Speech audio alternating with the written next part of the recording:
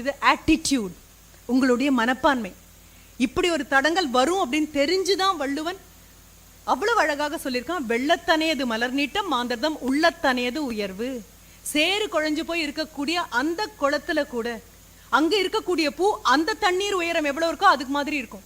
10 நாளைக்கு பெருமழை பெஞ்சிச்சு அப்படின்னு சொன்னா அப்படியே குளமே நிறைஞ்சு நிக்குது, தழும்பி நிக்குதுன்னா அந்த பூ தண்ணீருக்குள்ள முழுகி போயிருக்கணும்? கண்டிப்பா இல்ல.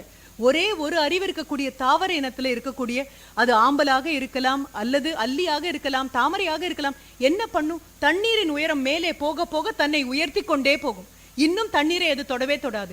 எவ்வளவு அழகாக வள்ளுவர் சொல்கிறார், வெள்ளத்து அணையது மலரின் நீட்டம். தண்ணீரின் உயரத்தை பொறுத்தது அந்த பூவினுடைய காம்பின் நீட்டம்.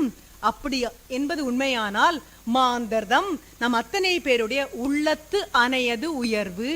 எவ்வளவு தூரம் போக வேண்டும் என்று நினைக்கிறீர்களோ அவ்வளவு தூரம் உங்களால் போக முடியும். ஆனால் அந்த ஆசை மனதிற்குள் வர வேண்டும். இரண்டாவதாக